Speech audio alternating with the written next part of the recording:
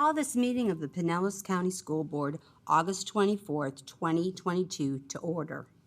This meeting will begin this meeting with a moment of gratitude that will be followed by the Pledge of Allegiance led by Vice Chairman Lisa Kane and the National Anthem.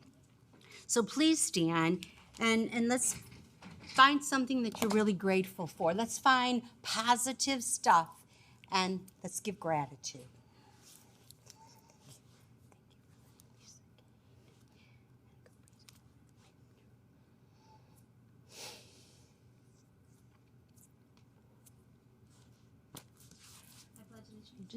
To the flag of the United States of America and to the republic for which it stands, one nation, under God, indivisible, with liberty and justice for all.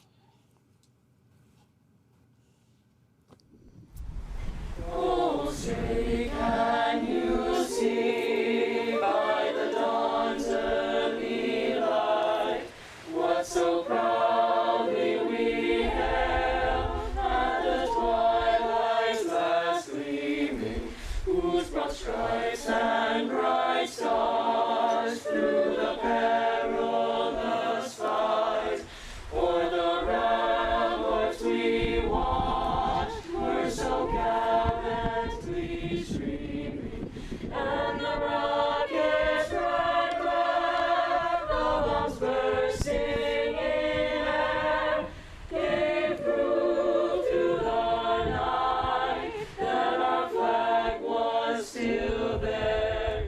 Oh, say does that star-spangled banner yet wave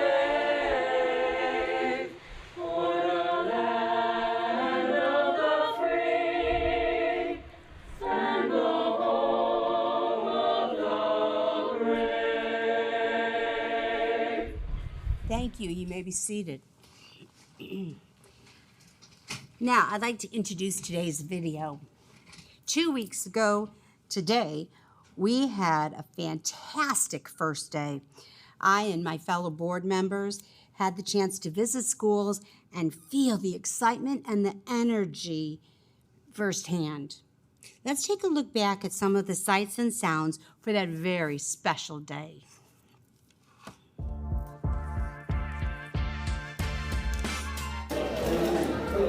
All right. How's your son doing? He's doing great. Make it happen. Yeah. I can't wait for the first day! All right.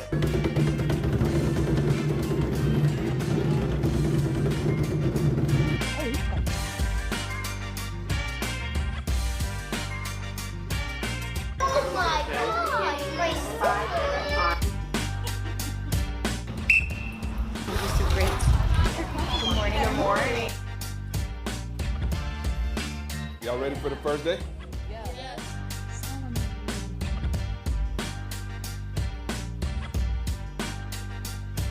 Good morning, and happy Wednesday, the first day of an amazing school year, Osceola Middle School.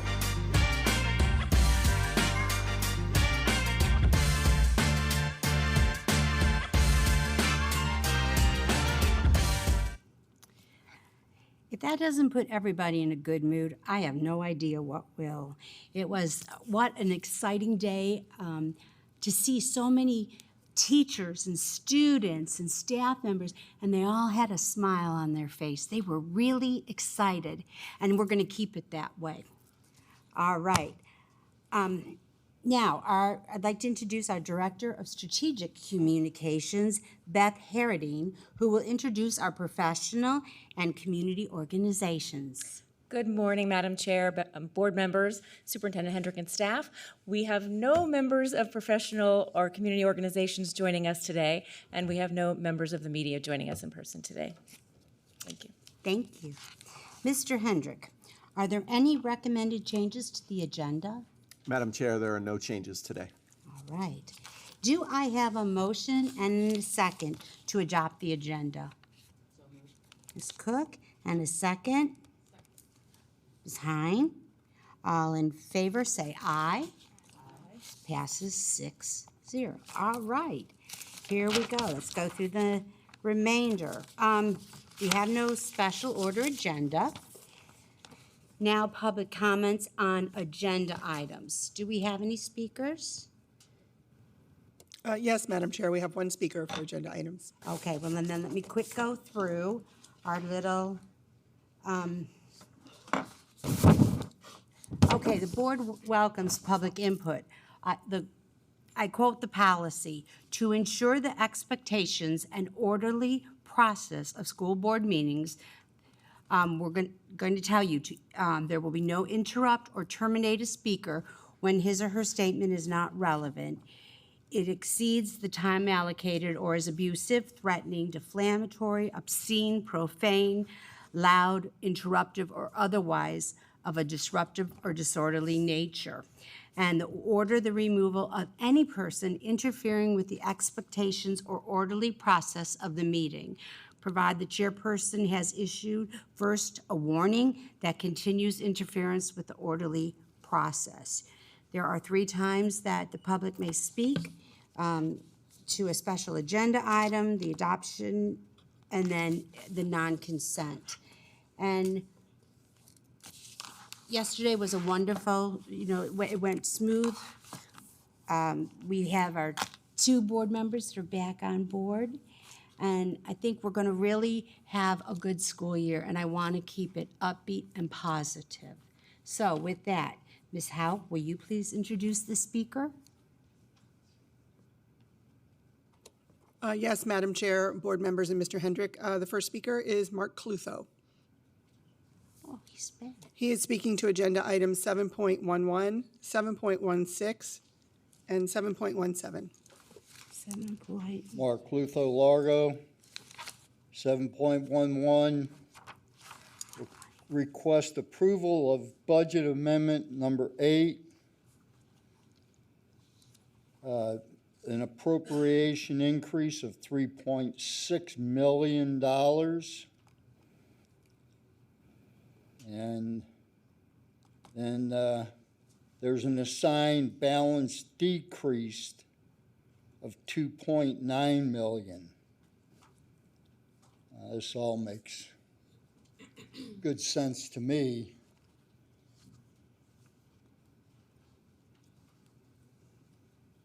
You know, you have to make these changes all the time. And then 716. The Coachman Service Center. You have a decrease of $235,866. The total still comes to $10,800,000, rounding off.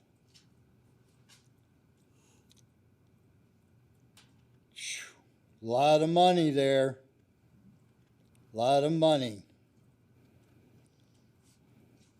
And 717, request approval of the easement with Duke Energy, Florida, or as I like to say, Puke Energy, at Pinellas Central Elementary School. Yeah. Bring more electrons flowing through the grid. Flowing through the grid because you have the dumb buildings. The dumb buildings that have this insatiable need for more energy. More energy. Yeah, it's a doggone shame. You know, there wouldn't be this cry for all this electricity from Puke if you made some good buildings. Maybe you could thumb your nose at them sometime if you made some smart buildings. Wouldn't that be a wonderful thing?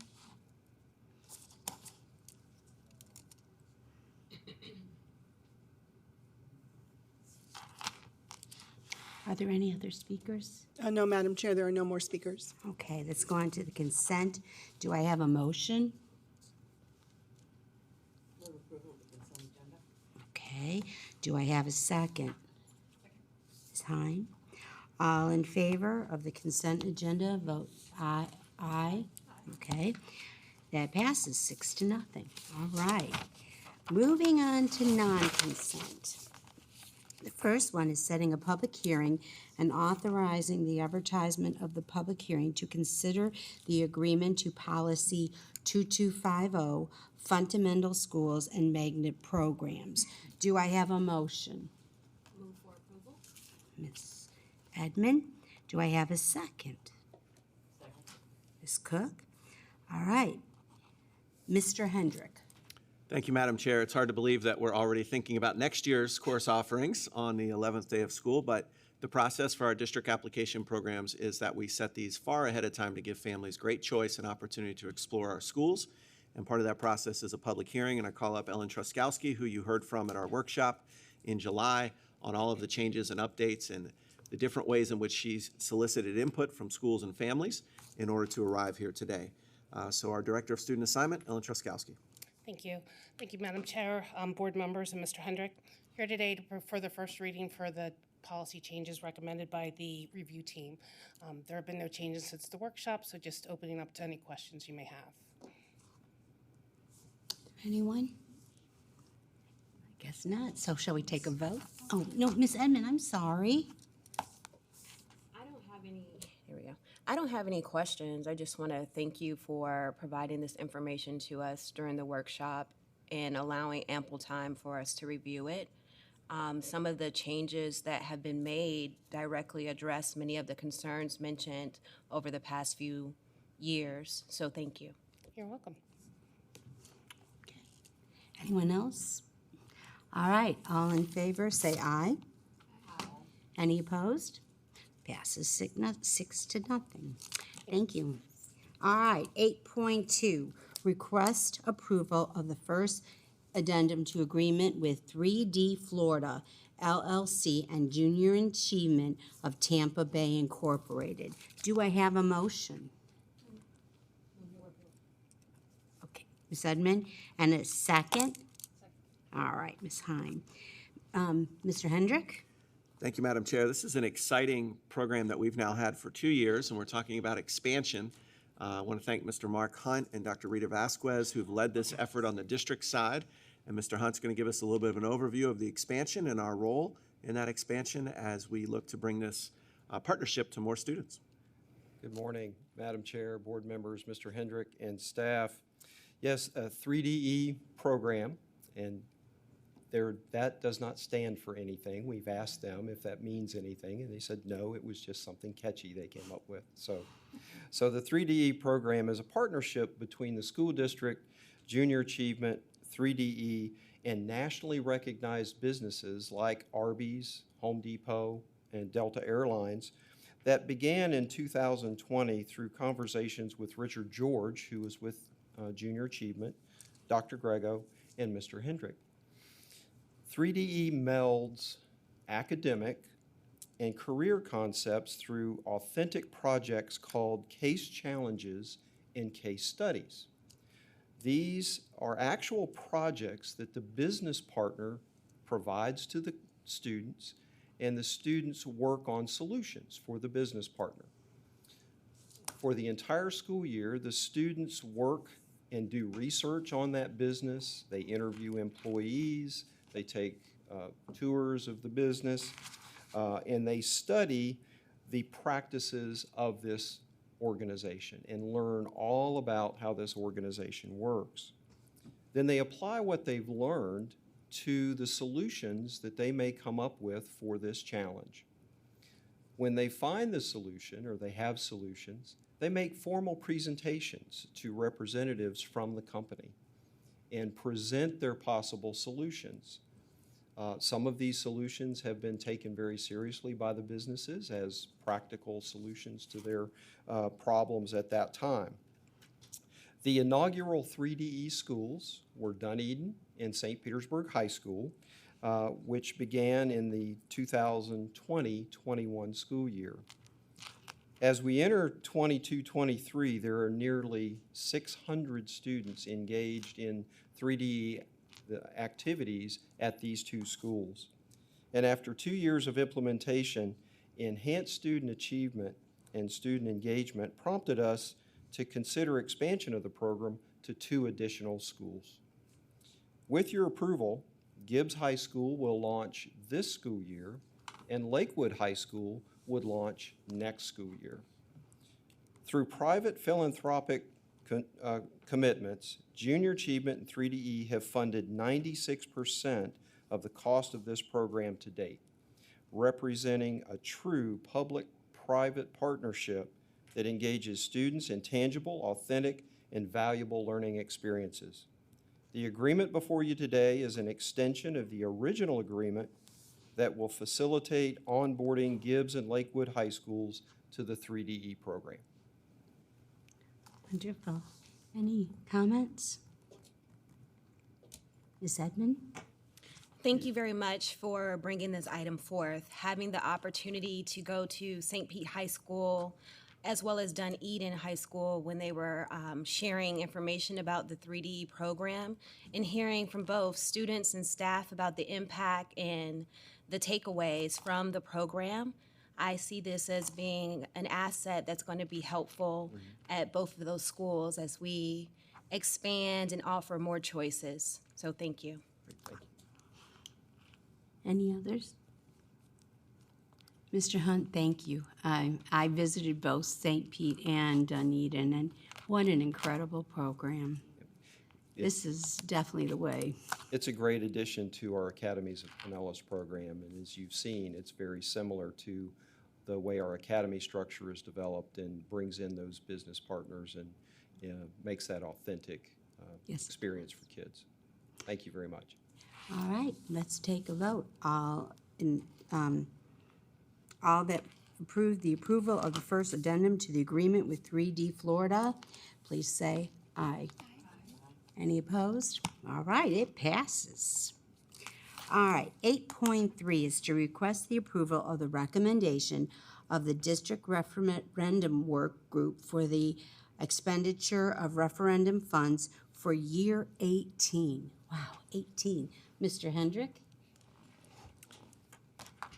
Nope, wait a minute, I'm sorry. I need a motion and a second. Ms. Kane, do I hear a second?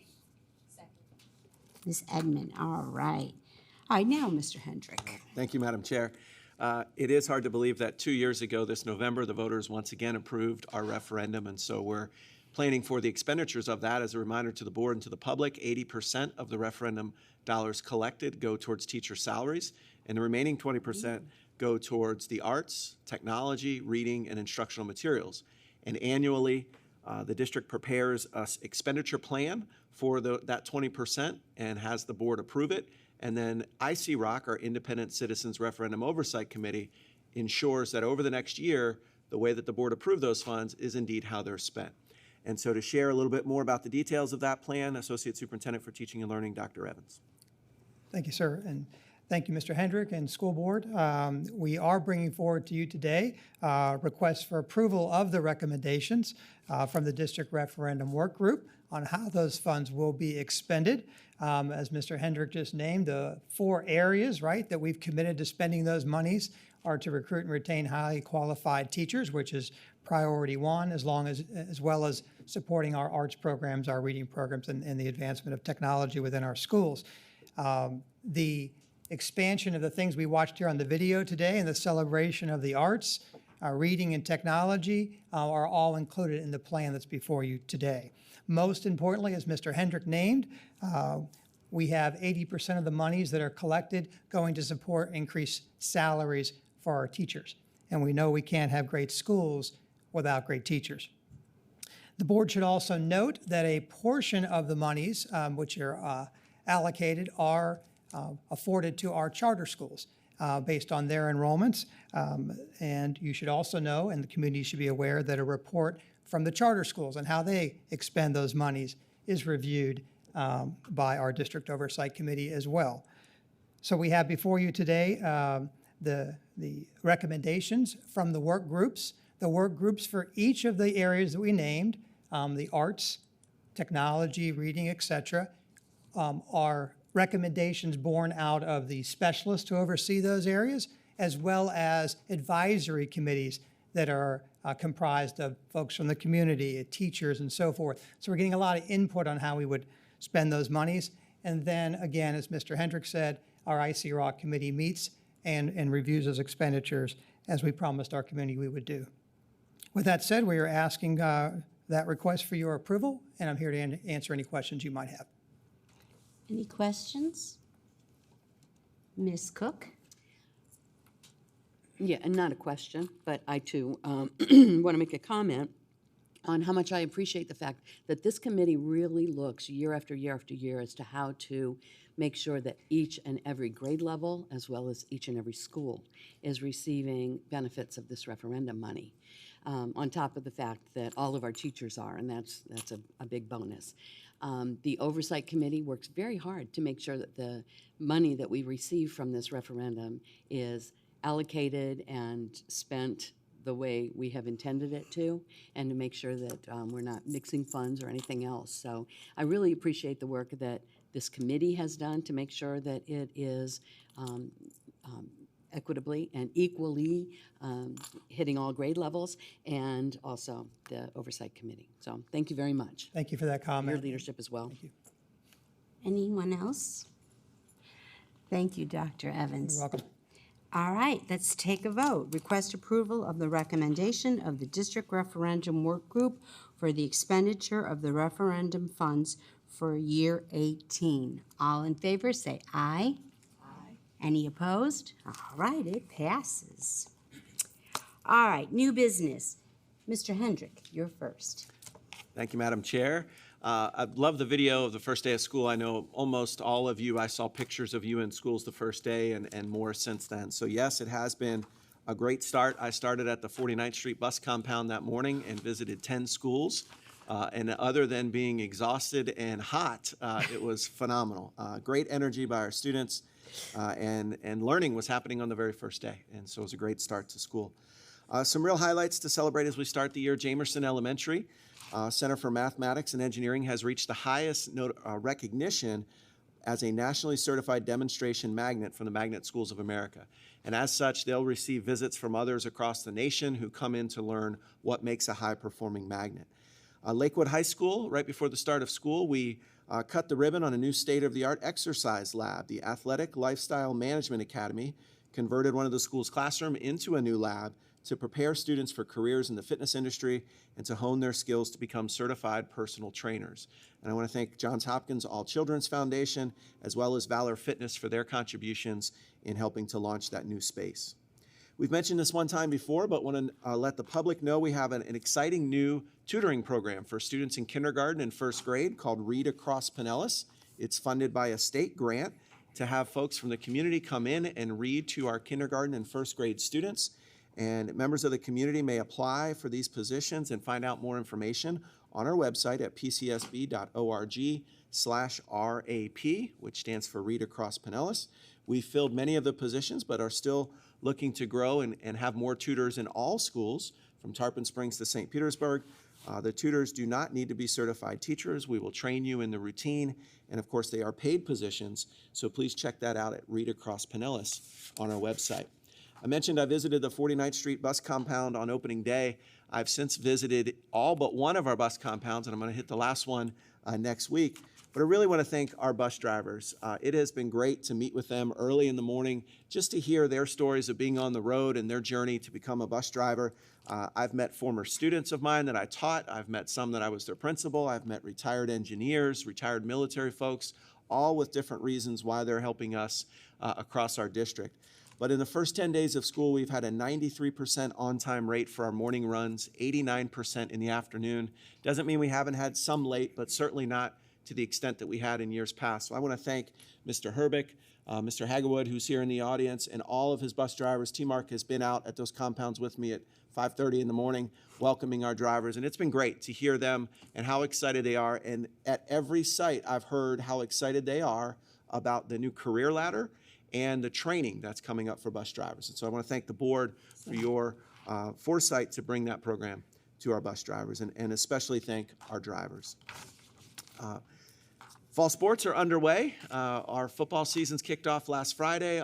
Our bowling season, our first ever sanctioned Florida High School Athletic Association bowling season, kicked off last week as well.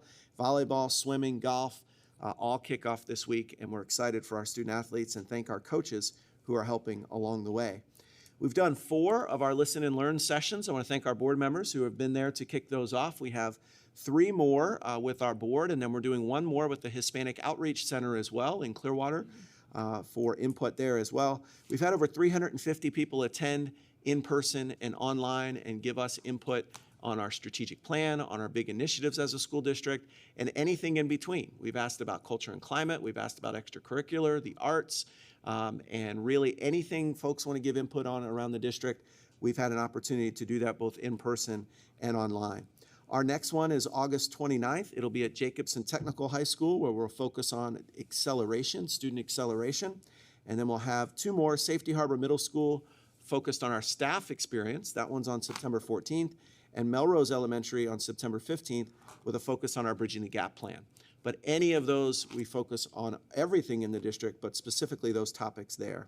And then lastly, our Hispanic Outreach Center will be September 19th, and that will be held at Clearwater High School. An update for our parents and the community on the new Florida Assessment of Student Thinking.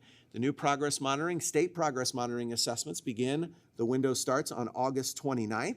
Our schools set their individual windows over the course of several weeks, so check with your child's school on when they may be taking the assessments.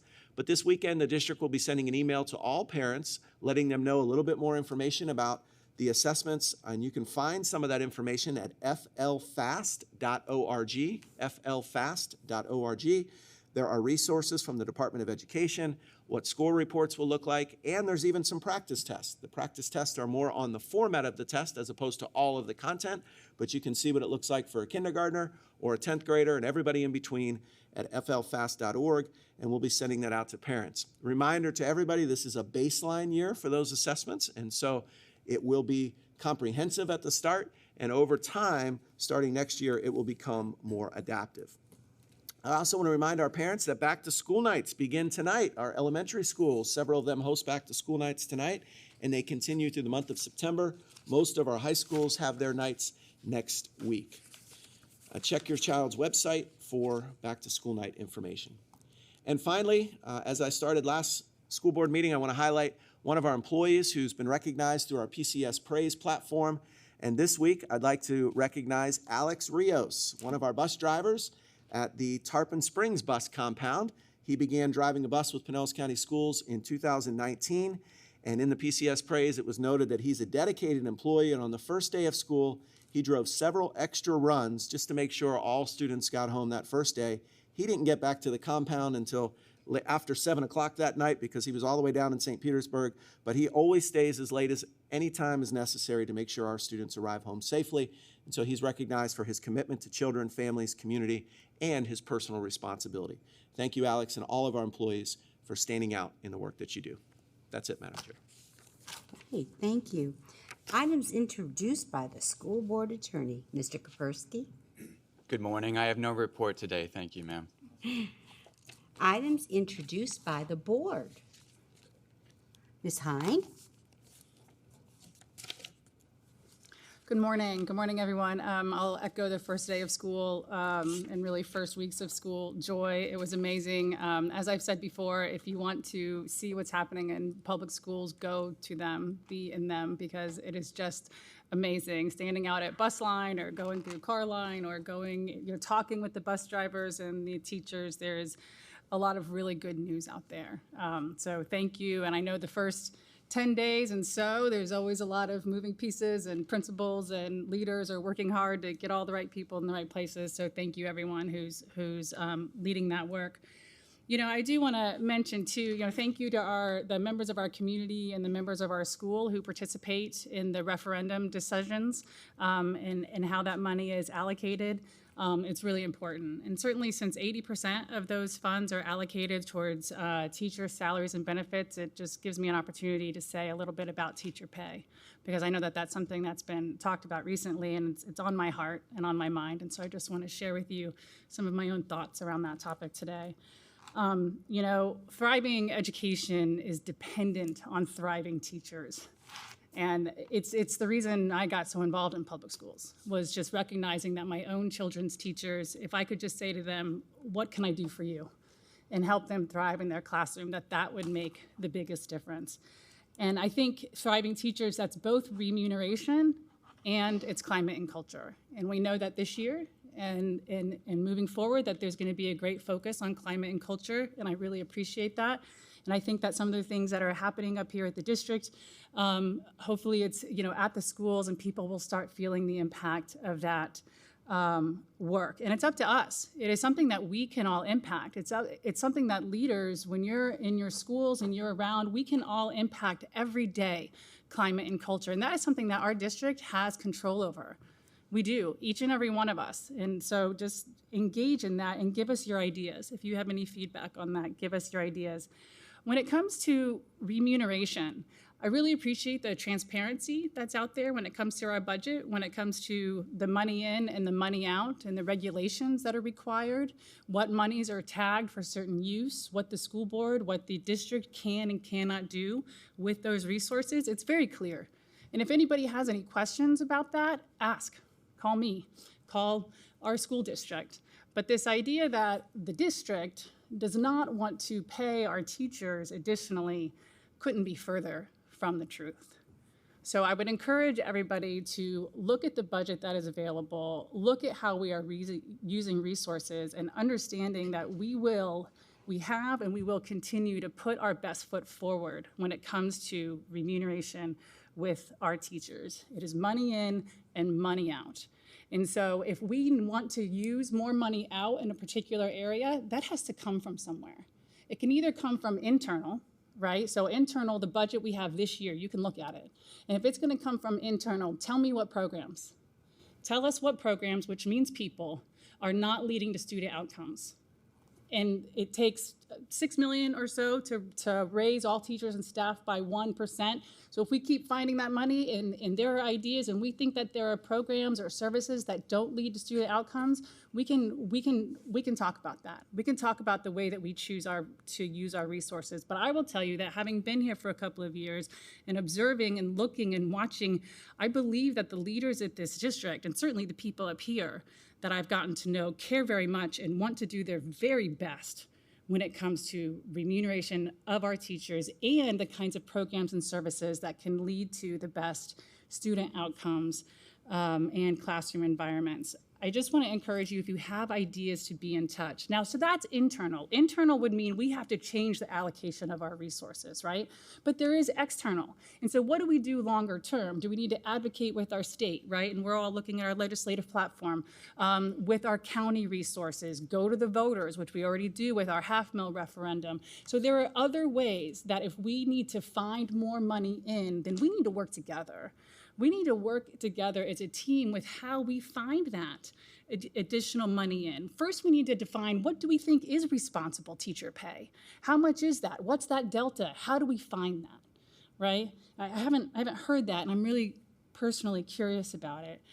So there's internal, there's external, and I just want us to think along those lines and encourage people to be in touch. You can call, you can use Let's Talk, and I just, as a member of this team, and I really believe that everybody here, everybody up at the district, and people who I have met, and leaders around this Pinellas County Schools organization are all in on a thriving public education system, which at its foundation, again, means thriving teachers and staff. I would like to ask the members of the bargaining team to please get to an agreement. Please don't do what we did last year and have this drag out and have it be a challenge and something we go over and over. The district will put its best foot forward. We will put our best foot forward, and we have got to get to an agreement this year, implement it, and then the very next week have a conversation about how we move forward, about the kinds of things that can be done better. But please don't spend the entire school year back and forth. Let's get our best foot forward, get to an agreement, and move forward together. I believe so strongly in the leadership here and the leadership with PCTA and PESPA and SCIU and these groups of people who come together to advocate, I think is so important. And I think we have to notice that we are all on the same team. You know, I saw this Mosey IMAX movie a handful of years ago about the International Space Station. And there was this woman, this astronaut who was stationed up there for a period of time. And she said that she would look down on the planet Earth. You know, they can see it down there, the Earth. And she said, you know, up here on the space station, we have to work together as a crew to maintain habitability and food supply and also get our science and our work done and whatnot. And we're this team that works together. And she said, and when I look down at Earth, I realized that we are all a team. We are all one team. And in this public education sphere, universe, we are all one team who want the same things to happen. So we have to support each other. We have to work together and support each other to help public education thrive. So I just wanted to mention that. I think we can. I think we need to problem solve together and support each other. I am a proud member of this team. And so when someone says something about the district, I feel like, tell me, ask me your questions. I am the district. You are the district. You are the district, right? We all are. And so I want us to be proud of that. I want to hear that and be proud of it. And if you have any questions, just please call, please write, and I'd love to get together and talk about them. But I just wanted to share those thoughts around teacher pay, and let's get it done. Thank you.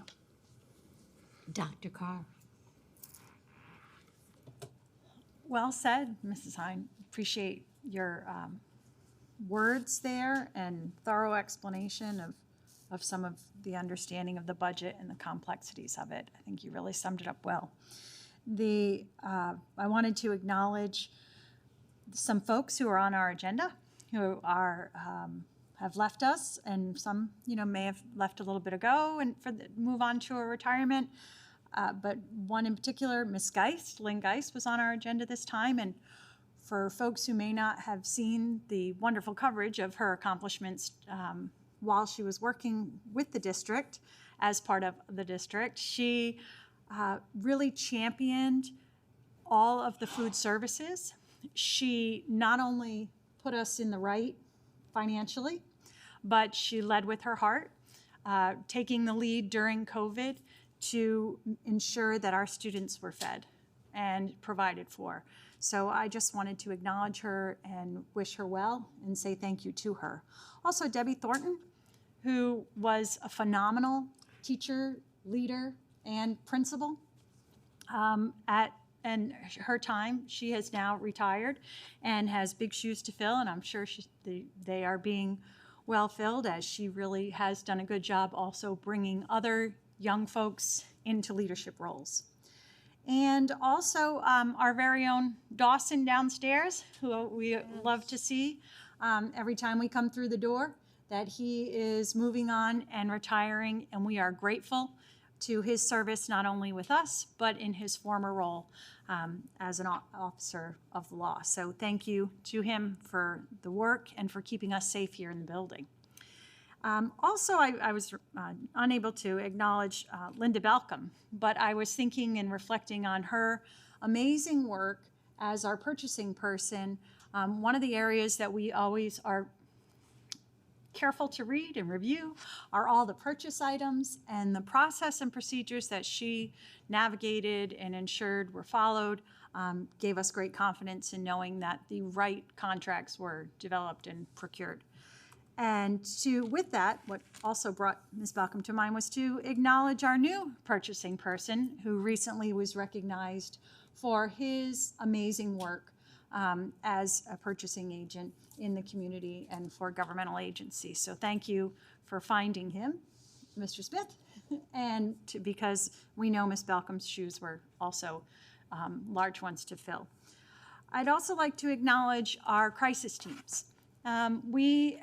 As we know in our community and throughout the nation, there are many mental health situations that have taken place, and crises that we have all had to face in learning how to come together and support one another.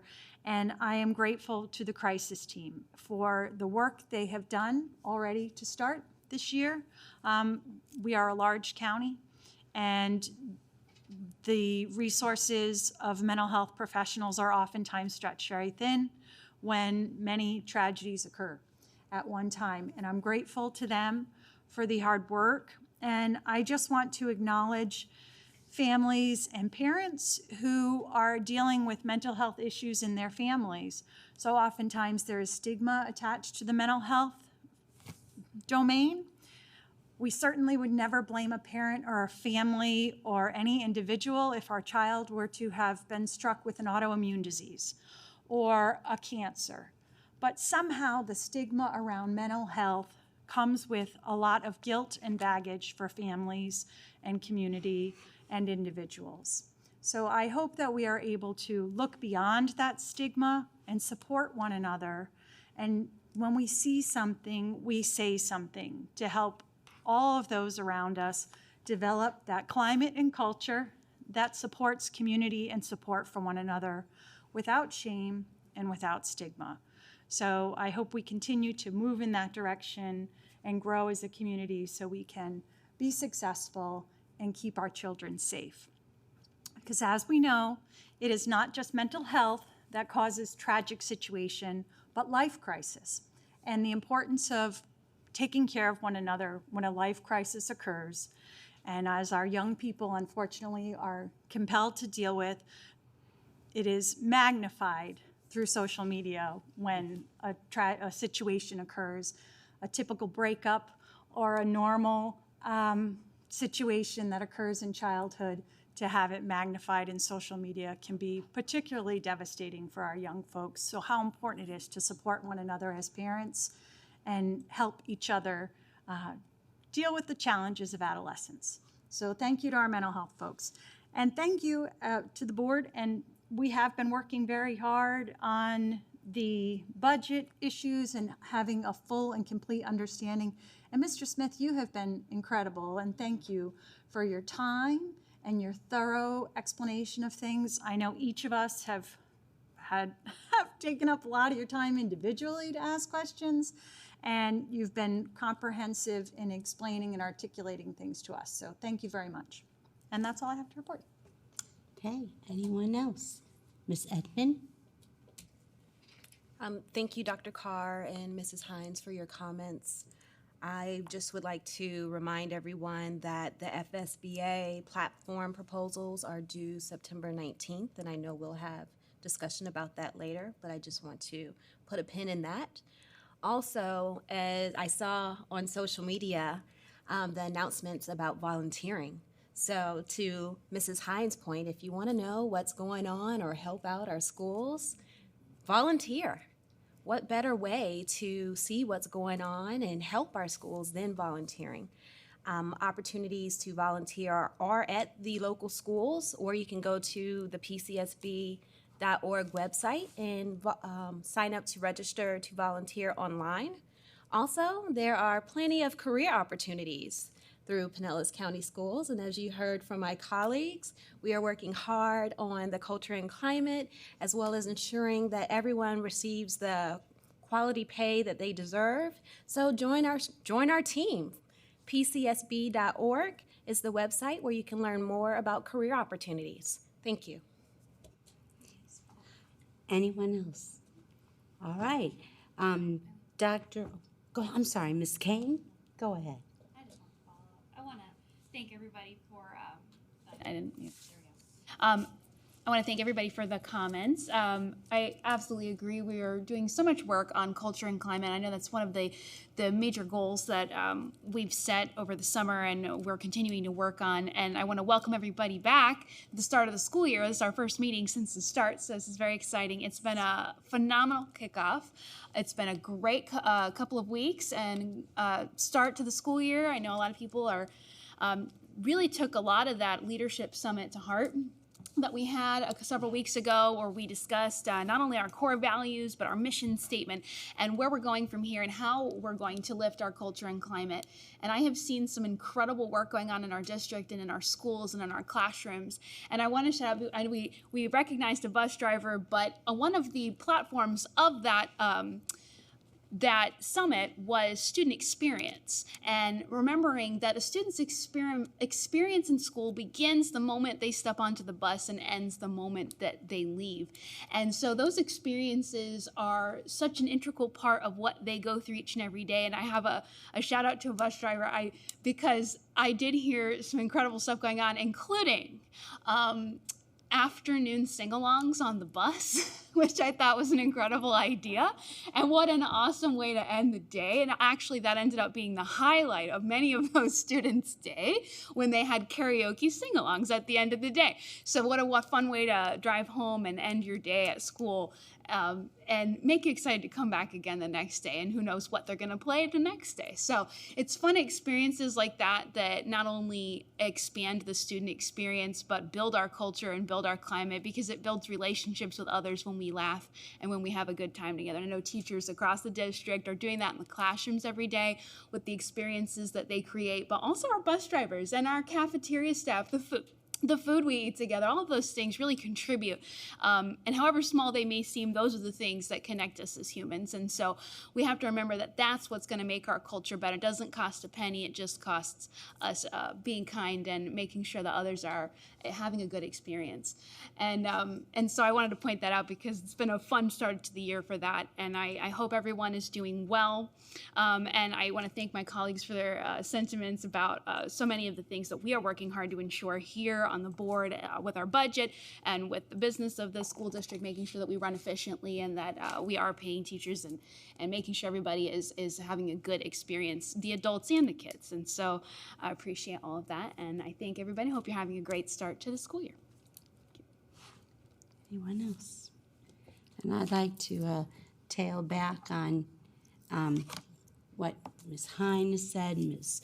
Edmond, Ms. Kane, Dr. Carr. This has been a wonderful start. I have not seen such energy in the classrooms and in the teachers' lounge. Just this excitement. And you know, I kept hearing everybody say, hey, we're almost normal. Of course, what's normal? But we are normal. And the excitement, and the parents, wow, were they excited. They were just, could hardly wait till school started that first day. They were ready to put their kids in class and go. So let's keep this up, because it's going to make our district the best. We're so close, and we can finish this. So with that, Ms. Cook, do you have anything? Okay. Dr. Corbett, are there any requests? No, Madam Chair, we have no requests today. All right. So let's see. I'm going to adjourn the meeting, and then we will go on to public comments. All right. So with that, I will adjourn the meeting.